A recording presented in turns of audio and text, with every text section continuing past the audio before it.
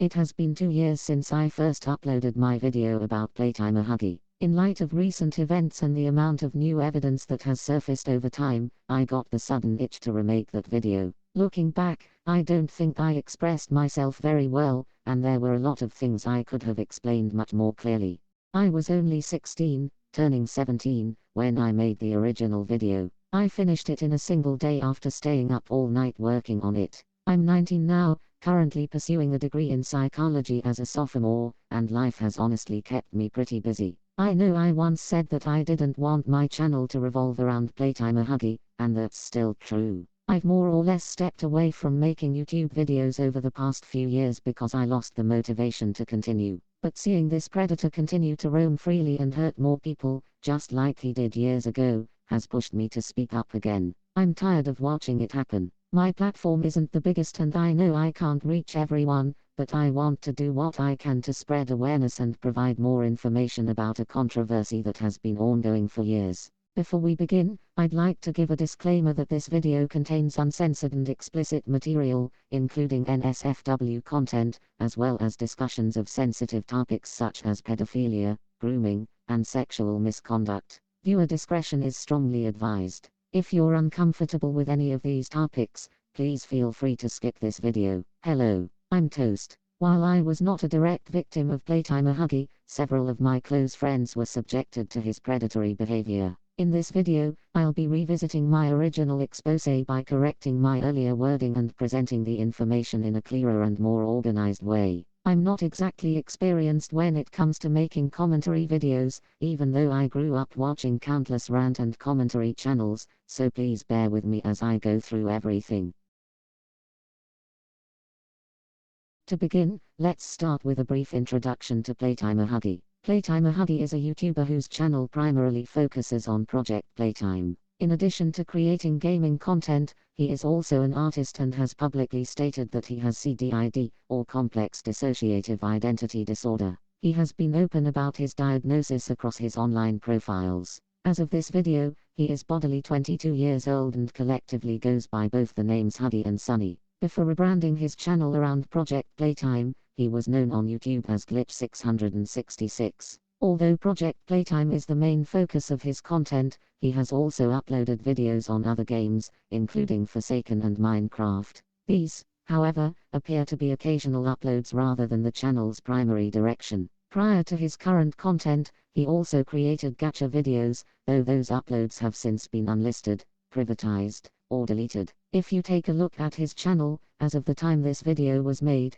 he has over 9.77 thousand subscribers, almost nearing the 10,000 subscriber milestone. He also offers a channel membership program, and on screen you can see me browsing through the different membership tiers he has available. Beyond YouTube memberships, he also has a Ko-fi page where he accepts art commissions from clients, as well as a store within his Ko-fi page where he sells his own merchandise. In addition to YouTube, he also has a TikTok account with over 18.4 thousand followers. Most of the content he posts there revolves around his artwork, commission updates, and gacha-related videos. If you scroll through his older uploads, you'll also come across several videos where he appears to vent or interact with others using Gacha Life. However, many of these older posts provide little to no context, with a number of them being fairly vague or questionable in nature. As for other socials he may have, I'll be linking his Linktree, along with every social media account I was able to find, in the description below.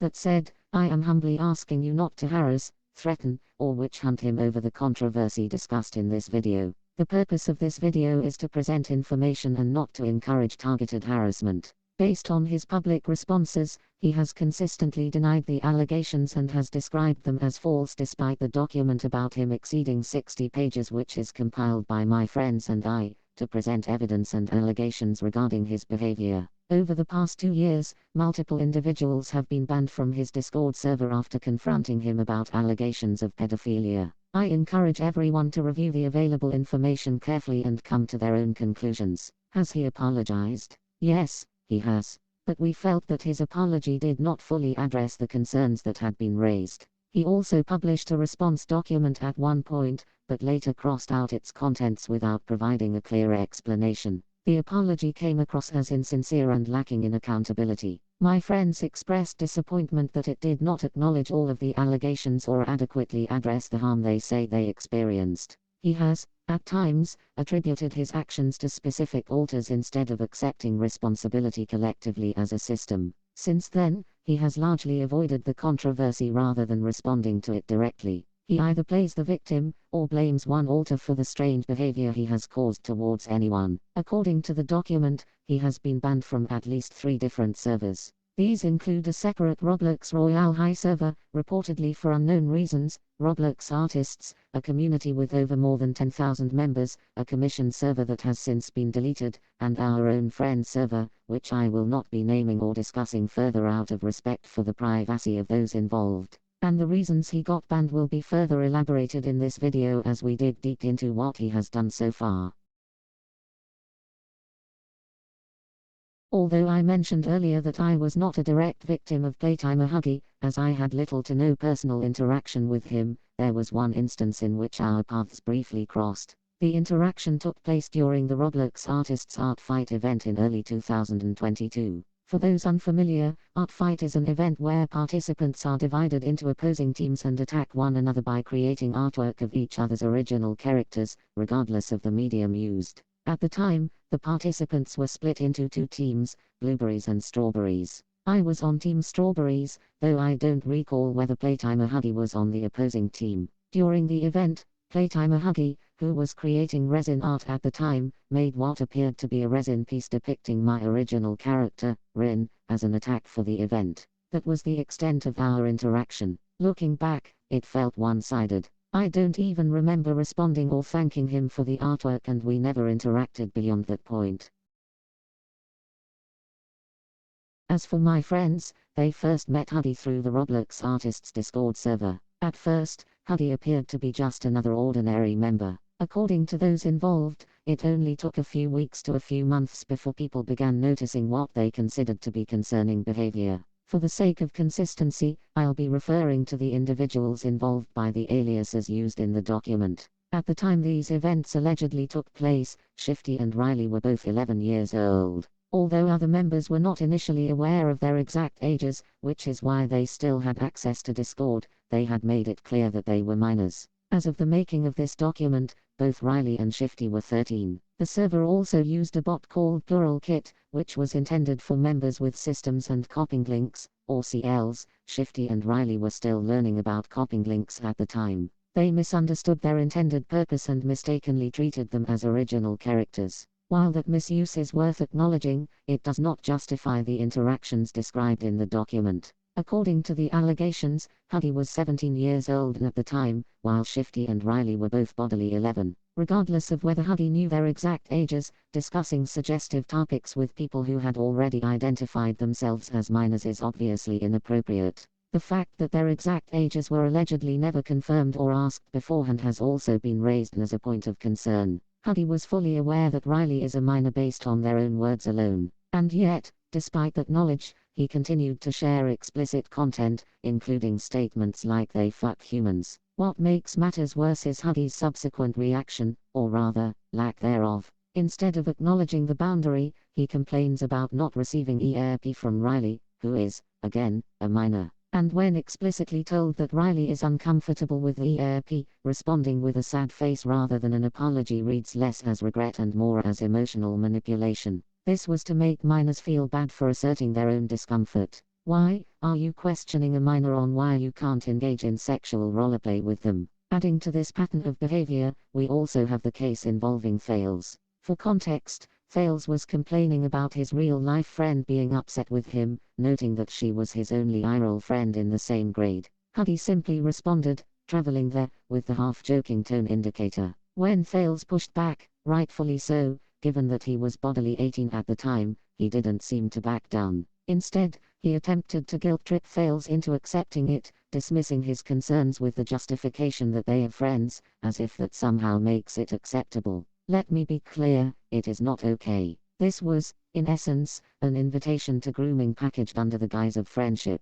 Fails was 14, Huggy was 18, and rather than taking accountability when he expressed discomfort, he played it off as a joke, completely invalidating his boundaries in the process. Throughout the evidence presented, Huggy is shown sending numerous messages that many people would likely find inappropriate when directed toward minors. Examples include asking, "What's the age of consent in your country?" and telling Mike to sit on my lap. At the time, several of the individuals involved were between 14 and 15 years old. The evidence also includes roleplays with suggestive themes and interactions that some have characterized as attempts at grooming. To begin, let's look at Huggy's interactions with Fails and Scout. While they were all members of the same friend server, they began roleplaying with one another and pairing their characters together. According to the messages, the roleplays initially appeared harmless. Over time, the conversations became increasingly suggestive that it eventually included sexual innuendos and fetishes such as thigh crushing. Based on the context of the messages, these discussions do not appear to have been presented ironically. During this period, Huggy also introduced Fails and Scout to the 16+ Discord servers he owned. According to available information, these servers permitted erotic roleplay and frequently contained sexually themed discussions, with indications that NSFW channels may also have existed. Despite this, Huggy repeatedly promoted these servers to individuals who were still minors, including messages such as, "I would invite you to my 16+ server." If the timeline is accurate, this would suggest that this pattern of behavior did not begin with those later conversations. In addition, screenshots show Huggy publicly referring to Mike as a good boy in the Roblox artist server. While that phrase can be harmless depending on context, it should be considered alongside the broader pattern of interactions and messages presented throughout this video. According to Mike, Huggy stated that he was between 16 and 18 years old, while Mike was 15 in 2022. During the conversation, Huggy also asked about the age of consent in the Philippines, which, at the time, was indeed 12 years old. I can personally confirm this, as I also live in the Philippines. The country's age of consent was later raised to 16. Bringing up the fact that a character had no canon age comes across as an attempt to argue that the situation was technically legal. If that's the case, why not simply acknowledge your actual bodily age instead? Based on these messages, Huggy does not appear to be treating the situation with the seriousness it warranted. To provide some cultural context, courtship is a common practice in the Philippines, where someone may openly pursue a person they are interested in until they receive an answer. Mike has stated that he never had romantic feelings for Huggy. He allowed the behavior to continue because he believed it was simply part of that cultural expectation. In the document, Mike explains, "Because he was older than me, I was under the impression everything that he was doing was normal." He also describes feeling increasingly uncomfortable with the amount of suggestive comments being directed at him, stating that they became a frequent topic of conversation despite the two of them never being in a relationship.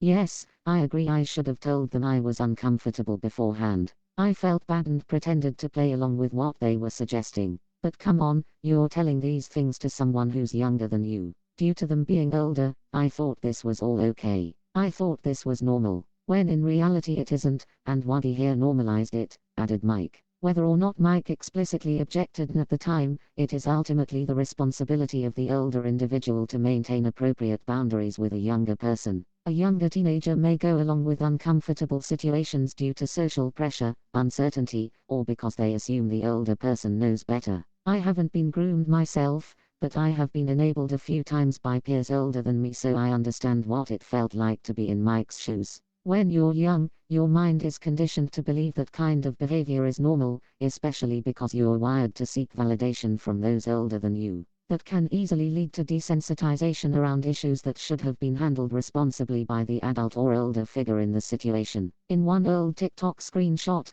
Huggy stated that he frequently came across posts discussing 17-year-olds grooming 14-year-olds, the same ages that he and his former partner allegedly were at the time. According to the screenshot, he admitted that he worried he might have been doing the same. His partner, who was allegedly 14 years old, reassured him that he was not. To me, that response is concerning in itself. A 14-year-old may not have the maturity or life experience to fully recognize unhealthy relationship dynamics or understand the implications of a 3-year age gap during adolescence. If they have become accustomed to the relationship, they may genuinely believe that everything is fine, even when it isn't. On the other hand, Huggy was 17 at the time. As the older person, he had a greater responsibility to recognize and maintain appropriate boundaries. Whether the younger partner believed the relationship was acceptable should not have been the deciding factor. The responsibility does not rest with the 14-year-old to determine whether the relationship is appropriate, but rests with the older individual, who is expected to exercise better judgment. According to Fails, as well as a screenshot provided by Shifty,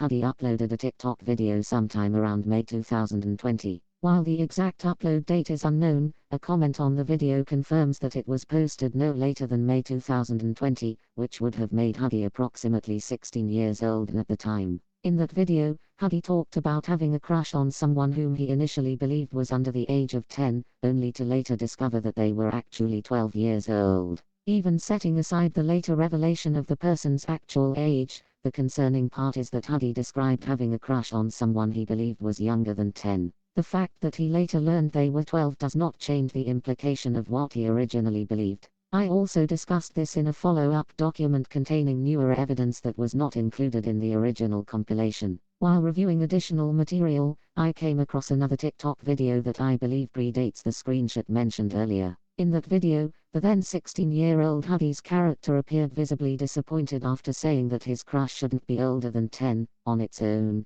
that clip raises serious concerns. When considered alongside the screenshot documented by Fails, however, the two pieces of evidence appear to reinforce one another. Comparing both accounts side by side is what led me to conclude that this may not have been an isolated incident, but rather a recurring pattern of behavior during that period. One thing that also caught my attention was Huggy's depiction of one of their alters, Glitch, in a Little or Age-Regressed variant. Huggy either commissioned or had someone create artwork of Little Glitch that portrays the character wearing a DDLG-style pacifier, along with thigh-high socks and high heels. The proportions also appear to resemble those of a young child, making the overall design particularly unsettling. What is DDLG, you may ask? Daddy Dom Little Girl, a sub-kink of age play. To add on to this, one of Huggy's alters described an age-regressed glitch as, quote, cute, before immediately adding, it's not in a pedo way. The need to include that clarification is unusual. Had the statement simply ended at cute, it likely would not have drawn the same level of attention. But the unsolicited disclaimer is what raises concerns and invites further scrutiny. Based on what I could find, the design for Little Glitch appears to have been created by the artist at Lillicament Stuff. Unfortunately, there is no publicly available information about this artist, even today. If the artist behind Little Glitch happens to come across this video,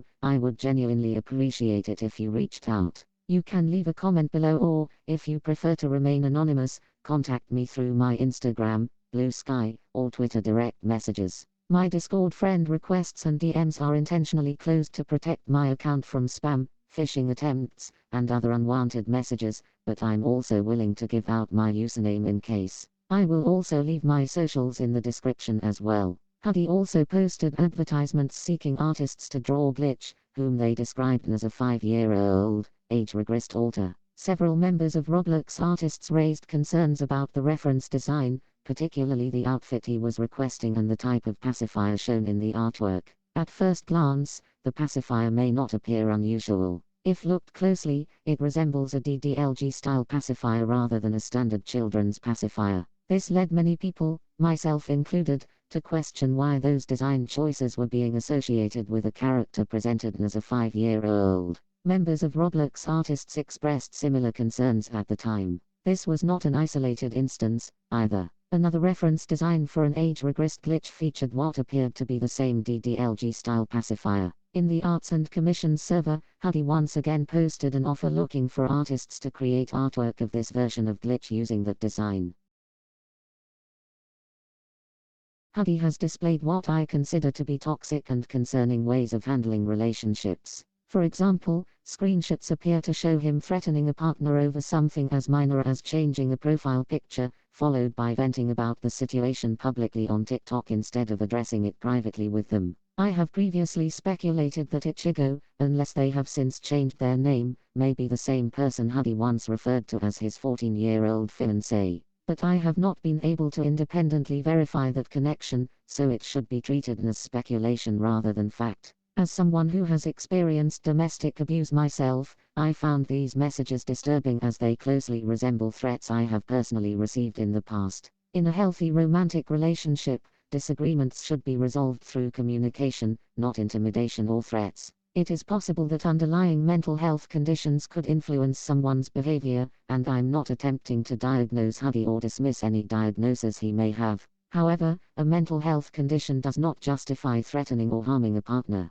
Regardless of the circumstances, abusive behavior is still harmful to the people on the receiving end. My sympathies go out to anyone who may have been affected by these behaviors in his past or present relationships. According to Fales, the alleged behavior wasn't limited to romantic relationships. At the time, Fales was one of the people closest to Huggy, and he described feeling as though Huggy treated friends more like objects than people. He claimed that his boundaries were repeatedly ignored, that his feelings were dismissed whenever he expressed discomfort, and that Huggy only seemed to value them when he was available for roleplay. Fales also recalled another incident that he described as particularly stressful. He alleged that, after a disagreement involving another friend, Huggy pressured him to ban that person from Fales' own server despite Fales not knowing the full situation. When Fales instead chose to remove the person temporarily, Huggy allegedly shared logs from the server in a group chat, leaving Fales feeling guilty and overwhelmed. Looking back, Fales said the incident felt manipulative and believed it was an attempt to pressure him into turning against his own friend. Fales also described a pattern of roleplay interactions that he found increasingly uncomfortable in hindsight. According to him, Huggy frequently pushed romantic roleplay between their original characters even when it felt forced or unnecessary to the story. He alleged that Huggy often emphasized physical affection such as hugs and kisses while claiming to crave love, but showed little interest in portraying emotional depth beyond those interactions. Fales further claimed that, despite knowing he was a minor, Huggy continued initiating these romantic scenarios and even insisted that relationships without physical affection were merely platonic. Fales said this behavior made him increasingly uncomfortable given the age difference and the fact that Huggy was aware of his age. He also recalled an instance in an allegedly NSFW roleplay where one of Huggy's underage characters responded to a joke with a sexually suggestive remark. Regardless of differing age of consent laws, publicly making sexual remarks involving minor characters in a space with minors present is widely considered inappropriate and contributed to the concerns raised by Fales. Fales also provides additional explanations and context in the document, which I won't be covering in detail here. If you're interested in reading the full account, you can find the document linked in the description below. But just know this, one point that is relevant to this discussion is Huggy's original character, Bunbun. According to the document, Bunbun was portrayed as highly masochistic and would frequently cross boundaries with other people's original characters, often pushing for romantic interactions regardless of whether they were welcomed. A similar pattern can be seen in several of Huggy's other characters. They painstakingly appear to share many of the same personality traits and behaviors, to the point where they feel like extensions of one another rather than distinct individuals. Because of that, I personally speculate that Huggy may have projected aspects of himself onto these characters a little too heavily, causing them to come across as lacking variety and feeling almost like a hive mind. Multiple people have also spoken up about their roleplay experiences with Huggy, and it wasn't just Fales. Scouts shared their experience by stating that Huggy encouraged them to join a server that contained mature content, insisting it was intended for users aged 16 and older. Scout was around 15 at the time and ultimately declined the invitation. Scout further described a roleplay where they had briefly stepped away, only for Huggy to become impatient over the absence of Scout's character, Nathan. In Scout's view, Huggy appeared to demand immediate attention from their roleplay partners, and when that wasn't received, he would begin spiraling emotionally. Scout felt this behavior came across as an attempt to make them feel guilty for stepping away. Fortunately, Scout chose not to continue roleplaying with them afterward. Tooth also came forward with its experience. Although it stated the interactions never became explicitly sexual, it still felt uncomfortable with the way Huggy pushed relationships involving their original characters. One example involved Tooth's character, Cassidy, formerly named Felix. Tooth explained that, at the time, it wasn't comfortable with the relationship but went along with it because it believed it would help it fit in with their friend group. It also emphasized that it was only around 12 or 13 years old, was in a poor mental state, and often agreed to things simply to be liked. He noted that Cassidy was originally intended to be a gay male character, something he said he had gradually lost sight of because of the ongoing interactions. Tooth also recalled another incident involving an older character named Claudia during a roleplay called Heroes vs. Villains. When Claudia asked one of Huggy's characters to work together, they were told the character first had to be tamed. According to Tooth, the two suggested methods were either flirting with the character or bringing them dead bodies to eat. Tooth said he was uncomfortable with flirting being presented as an option, feeling it implied pressure for the characters to become romantically involved. Instead, he chose the second option, and the topic was never brought up again. At one point, Huggy repeatedly sent NSFW emojis in Shifty's direct messages and continued doing so despite the nature of the conversation. He did not stop at emojis. According to the available screenshots, he also sent NSFW work-in-progress drawings to Shifty. There was also an instance where Huggy shared an uncensored screenshot of his Ibis paint gallery, which visibly contained an NSFW work-in-progress. Although a friend pointed it out, the image was not removed at the time. What makes this particularly concerning is that these images were reportedly posted in a public friend server that included numerous minors. Sharing uncensored NSFW artwork in a space with underage members demonstrates a serious lack of judgment, regardless of intent. It's also worth noting that Huggy was bodily 17 years old during these events and was already creating NSFW artwork. This still does not change the fact that sharing explicit material in communities with other minors was inappropriate and potentially harmful. He was lucky enough my friends weren't as impressionable as he may have thought. The image has still not been deleted in the friend server, as well as the messages that he had left behind. This is from Fail's statement, but on his behalf, I'd also like to address another concern regarding the discussion of NSFW content around minors. In that friend server, one of our friends, who was 13 years old at the time, had purchased a character from Huggy. During that conversation, Huggy, who was 17 at the time, mentioned that the character had NSFW artwork and stated that our friend would receive those images once they were old enough. When our friend responded that it would be a long time before they reached that age, Huggy replied, "I know lol," indicating that they were fully aware our friend was a minor. Although Huggy was still 17 at the time, they were speaking to someone who was only 13, a notable age difference when the topic involved explicit material. The conversation did not end there. Huggy went on to say that they could also send the NSFW artwork whenever our friend felt comfortable enough to receive it. In other words, rather than leaving the topic alone, they not only brought up the existence of explicit artwork to a minor but also offered to send it before our friend had reached adulthood if they were comfortable with it. A more responsible course of action would have been to simply withhold any discussion of the NSFW artwork until the recipient was an adult, rather than bringing it up or presenting it as an option. In my opinion, Huggy comes across as rather immature when discussing other people's religions. Simply because someone identifies as Catholic or Christian does not automatically make them homophobic. While there are certainly individuals who use religion to justify prejudice, it's unfair to assume that every member of a religion shares those views. I identify as an agnostic Christian, and if I remember correctly, Huggy has described himself as an atheist who practices paganism. Correct me in the comments below if I get it wrong. I respect his beliefs, just as I believe everyone else deserves the same respect for theirs. I'm not going to delve too deeply into religious discussions as I don't want to misrepresent anyone's beliefs or speak beyond my understanding. That said, I do believe it's important to recognize that faith is a personal matter. You can't force someone to adopt your beliefs, nor should you expect someone to abandon convictions that are deeply rooted in their religion. Mutual respect should go both ways, regardless of what someone believes. This section, in particular, still genuinely upsets me to this day because it gives the impression that Huggy views hypersexuality as something to be taken lightly, despite it being a condition that can significantly affect a person's daily life through persistent and unwanted sexual urges. What makes this even more frustrating is that Glitch, one of Huggy's alters, appeared to use hypersexuality as an explanation for his OC, cotton candy, rather than making a genuine effort to write the character in a responsible or nuanced way. Hypersexuality already carries a great deal of stigma, and portraying it in this manner only reinforces harmful misconceptions. I find this portrayal deeply disappointing. It's not a quirky personality trait, nor is it something to romanticize or treat as a joke. It's a real condition that many people struggle with, and reducing it to a justification for sexually charged behavior is both irresponsible and harmful. Subjects like hypersexuality can absolutely be explored in fiction when they are handled with care and adequate research.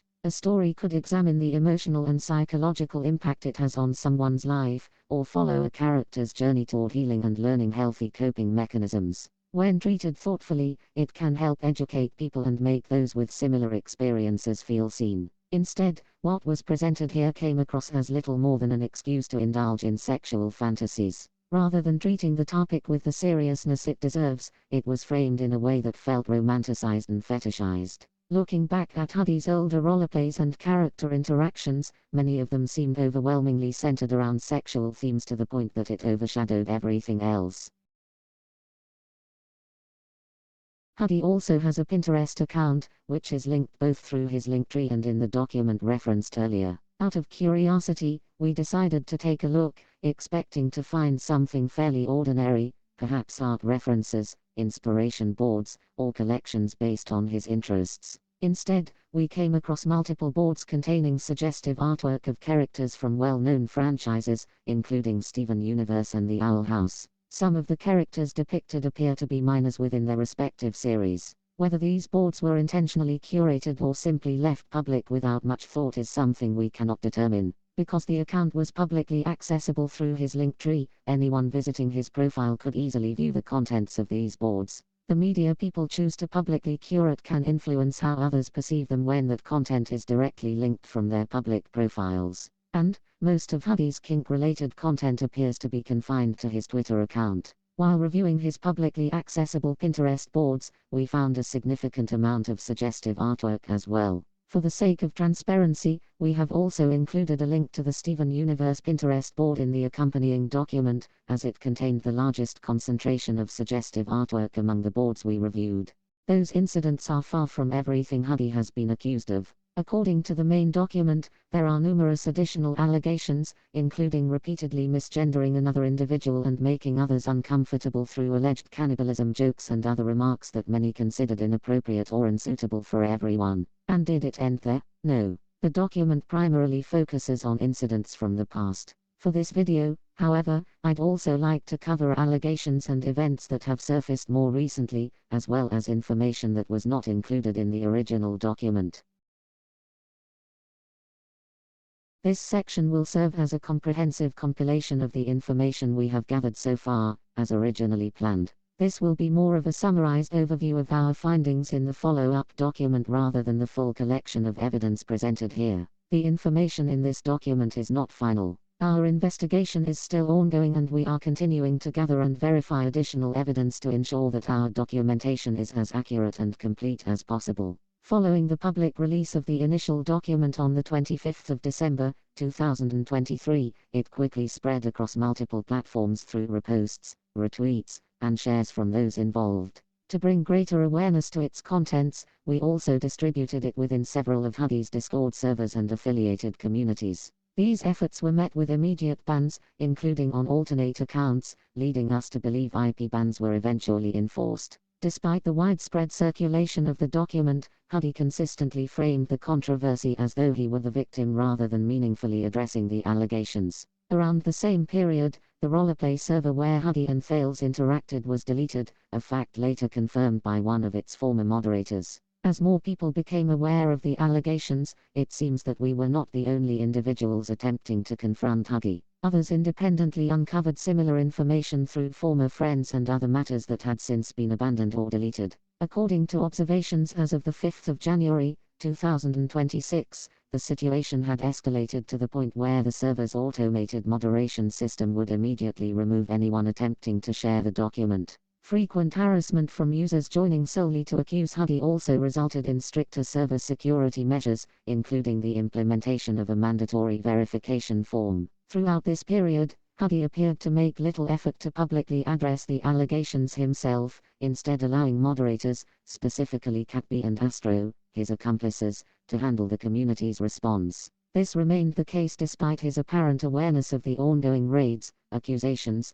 and unrest within his server. Evidence also shows that attempts to privately resolve the matter predated the public document. On the 10th of March, 2023, nearly 9 months before the document's release, one of our friends confronted Huggy directly through private messages. Rather than responding or acknowledging the concerns, Huggy immediately blocked them without offering an explanation or apology. 10 days later, on the 20th of March, 2023, Mike provided a complete screen recording of his conversation with Huggy for documentation purposes. Aside from an opening segment containing uncensored NSFW material that Huggy had previously claimed was a commission and had publicly shared, the recording primarily captures Huggy disputing the allegations against him and denying certain claims, including stating that he did not remember ever owning an NSFW server. Also, quick trigger warning for mentions of alcohol use and suicide. Between late 2023 and early 2024, Huggy, and at times Playtime YT, frequently spoke about alcohol in public chat. Mike later expressed concern that these repeated discussions may have normalized alcohol use for younger users, with at least one minor later joking about drinking. Despite these concerns being directly raised, there is no clear indication that either party acknowledged or addressed the issue. Huggy also regularly vented about his personal struggles in public channels where minors were present. In one instance, he discussed combining Ritalin, a prescription stimulant, with alcohol, something that is medically dangerous. Some interpreted these messages as possible references to self-harm or suicidal intent, resulting in minors attempting to comfort and support him. Children should never be placed in the position of providing emotional support for an adult experiencing a mental health crisis. These concerns eventually prompted Mike to confront those involved, questioning whether these discussions were appropriate in a server with younger members. His criticism centered on the lack of boundaries and the potential impact such conversations could have on minors. Additional evidence also shows Huggy speaking openly about self-harm, including claims that he had harmed himself while at school. Rather than seeking support from trusted adults or mental health professionals, these disclosures were shared with members of the community, including individuals believed to be underage. Finally, the community was exposed to a recurring concept known as Plan P, a scenario involving suicide that originally included both Playtime and Huggy. Although the narrative changed over time, discussions surrounding it continued without appropriate moderation or safeguards, continuing to exposing younger members to serious and potentially distressing subject matter without adequate context or warnings. The rest of the drama took place on the 30th of January, 2024, before we were all eventually banned. Remember when I said Huggy apologized but never addressed anything in it? Following criticism of his apology, Huggy defended its quality by arguing that it was carefully written, thoroughly explained each allegation, acknowledged the harm caused, outlined steps for improvement, and was significantly longer than anything he had written before. He also emphasized that he spent considerable time drafting both a video and an accompanying document, stating that he paused his usual activities to focus on the apology and did not attempt to act as though nothing had happened. Though, these statements largely focused on the effort invested in producing the apology rather than directly addressing the concerns that many viewers had with its content. The apology lacked genuine accountability and remorse, instead placing greater emphasis on its length, structure, and production process than on accepting responsibility for his actions. During the controversy, Playtime YT publicly defended Huggy's response and characterized the criticism and confrontation directed toward him as bullying to further reinforce his position rather than addressing the substance of the allegations. In April 2026, we came into contact with an individual, referred to here as Nox to protect their identity, after they publicly attempted to bring attention to the Playtimer Huggy allegations on Twitter. Due to issues accessing my account and personal commitments related to college, I was unable to respond immediately. Once communication was established, our conversation eventually moved from Twitter to Discord. Nox informed me that additional evidence concerning Huggy had surfaced after the release of the original document. According to them, Huggy was allegedly involved in a relationship with a 16-year-old while he was approximately 21 years old. Nox further alleged that Huggy attempted to convince the minor that they had dissociative identity disorder, portraying himself as someone capable of influencing or controlling their mental state and memories. Among the more extraordinary claims was that Huggy allegedly asserted he could manipulate or even erase the individual's memories. Nox also stated that, because the age of consent in their jurisdiction was 16, they believed there were limited legal options available. Regardless of the legal considerations, I believe the primary concern is the difference in age, maturity, and life experience between a teenager and an adult in their early 20s. And with that, we've reached the end of this video. If additional evidence or corrections come to light in the future, we will update our findings accordingly. I will try my best to update the follow-up document when I have the time. If you made it this far, thank you for taking the time to watch. If you found this video informative, consider sharing it so others can stay informed. Until next time, take care. If you have been directly affected by Huggy's actions, whether as a former or current friend, someone who has interacted with him, or anyone with relevant information, please don't hesitate to reach out to me privately or leave a comment below. I'll do my best to respond and accommodate you appropriately. Know that you don't have to face it alone. Your voice and experiences matter.